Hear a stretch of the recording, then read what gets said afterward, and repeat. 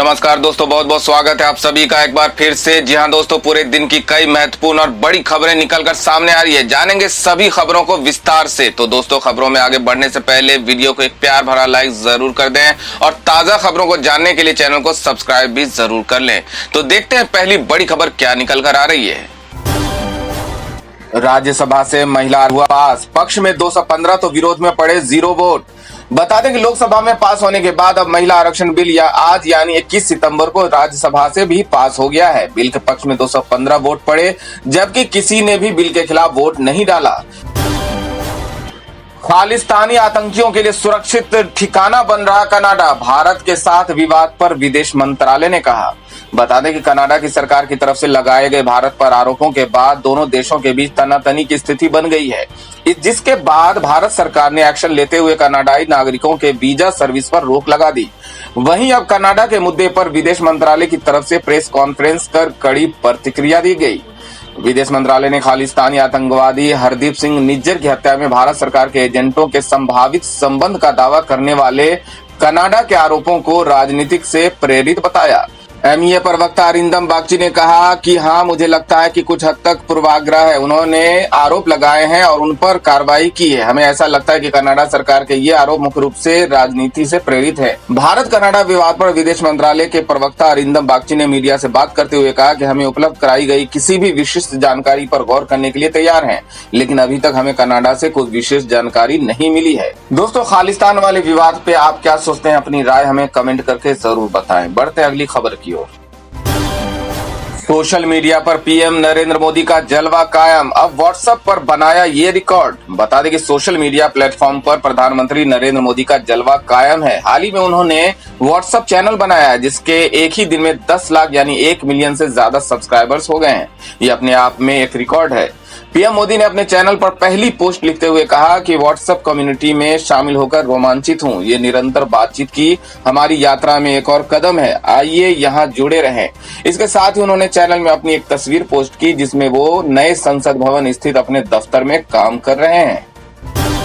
इस पंजाबी सिंगर ने रद्द किया कनाडा टूर, कहा वहां गाना गाने वाले हालात नहीं। बता दें कि भारत और कनाडा के खराब रिश्ते का असर म्यूजिक इंडस्ट्री पर भी पड़ रहा है। अब मशहूर पंजाबी सिंगर शंकर साहनी ने अपने कनाडा टूर को कैंसिल करने का ऐलान किया।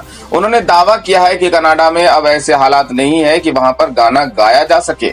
वहीं हाल ही में पंजाबी सिंगर शुभ ने भारत को लेकर विवादित पोस्ट किया था। शंकर ने उन्हें भी सलाह दे डाली। उन्होंने कहा कि शुभ या किसी अन्य सिंगर को ऐसे विवाद में नहीं पड़ना चाहिए। हम अपनी कला से नाम कमाते हैं, इन सब चीजों से नहीं। उन्होंने कहा अभी कनाडा में गाना गाने वाला माहौल नहीं है, इस वजह से वो अब वहां नहीं जा रहे। पिछले महीने ही उन्होंने टोरंटो गाना गाया था, जिसको लोगों ने काफी पसंद किया था। वहीं दूसरी ओर उन्होंने उम्मीद जताई कि दोनों देशों में जल्द ही अच्छे रिश्ते कायम होंगे।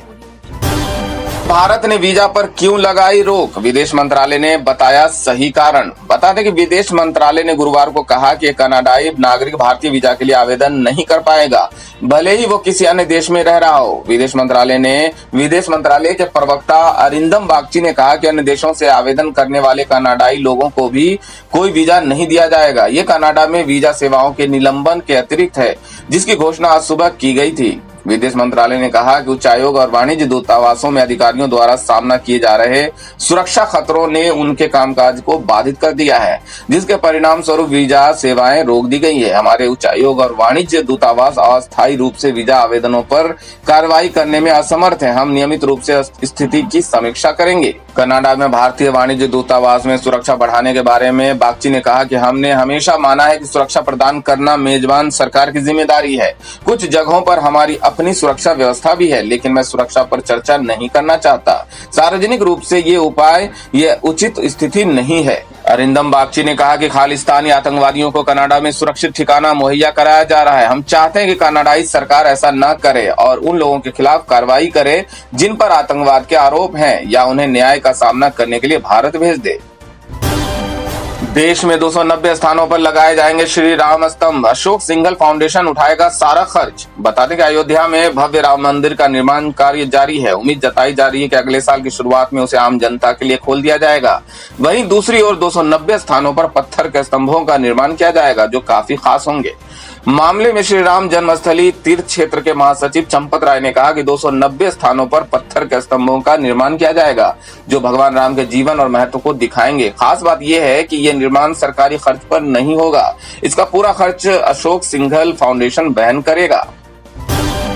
सनातन धर्म के बाद डीएमके को विश्वकर्मा योजना और चंद्रयान 3 को लेकर भी है आपत्ति। आपको बता दें कि तमिलनाडु में सत्ताधारी डीएमके अभी सनातन धर्म पर उसके नेताओं और मंत्रियों की ओर से विवादित बयानों की वजह से चर्चा में है। अब पार्टी के सांसद और पूर्व केंद्रीय मंत्री ए राजा ने मोदी सरकार की विश्वकर्मा योजना और चंद्रयान 3 मिशन को लेकर भी कुछ आपत्तियां जाहिर की है। डीएमके के सांसद को लगता है कि केंद्र सरकार चंद्रयान 3 की सफलता को अवैज्ञानिक रंग देने की कोशिश कर रही है। उसके मुताबिक इसके बजाय सरकार को भारत के बढ़ते वैज्ञानिक शक्ति को समाज के बीच में ले जाना चाहिए। संसद के विशेष सत्र के दौरान लोकसभा में गुरुवार को चंद्रयान 3 मिशन की सफलता पर चर्चा में भाग लेते हुए उन्होंने कहा कि जिस ब्रह्मांड और आकाश गंगा को 1950 तक पहेली समझा जाता था, उस क्षेत्र में भारत दुनिया के 4 सुपर पावरों में शामिल हो गया है, जिसमें अमेरिका, रूस और चीन है। उन्होंने दावा किया कि चंद्रयान के सही कक्षा में स्थापित होने से पौराणिक भ्रम दूर हो गया है और ये द्रविड़ अवधारणा की कामयाबी है। उन्होंने वैज्ञानिकता पर जोर देते हुए कहा कि मेरा सरकार से अनुरोध है कि चंद्रयान को कोई अवैज्ञानिक रंग न दे। अमेरिका, सोवियत संघ, चीन ने ऐसा नहीं करता है। कृपया चंद्रयान 3 के लिए विक्रम साराभाई का नाम रखें।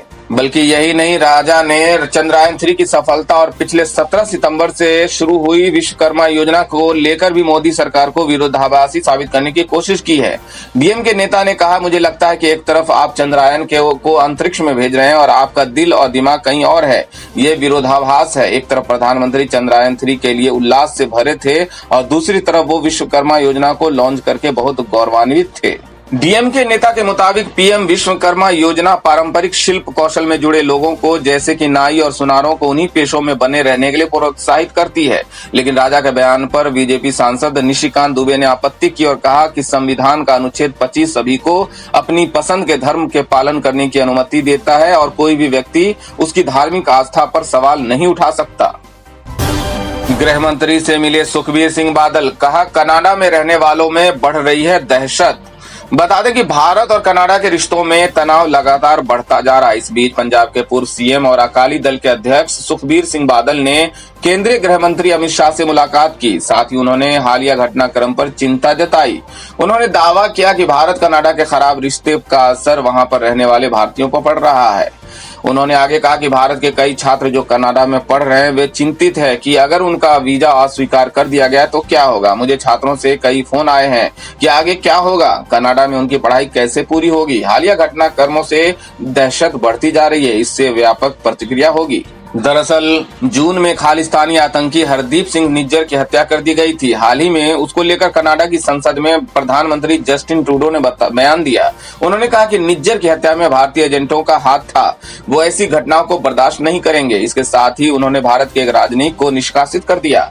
भारत ने भी कनाडा पर पलटवार किया। साथ ही सभी आरोपों को खारिज कर कनाडा के एक राजनयिक को देश छोड़ने का आदेश दिया। तब से दोनों देशों के रिश्ते काफी ज्यादा खराब हो गए हैं। तो दोस्तों, ये थी अब तक की सभी बड़ी खबरों की अपडेट्स। टुडे ब्रेकिंग न्यूज और लेटेस्ट खबरों को देखने के लिए हमारे चैनल को सब्सक्राइब जरूर कर लें। वीडियो को लाइक और शेयर भी जरूर कर दें। वीडियो देखने के लिए बहुत बहुत धन्यवाद।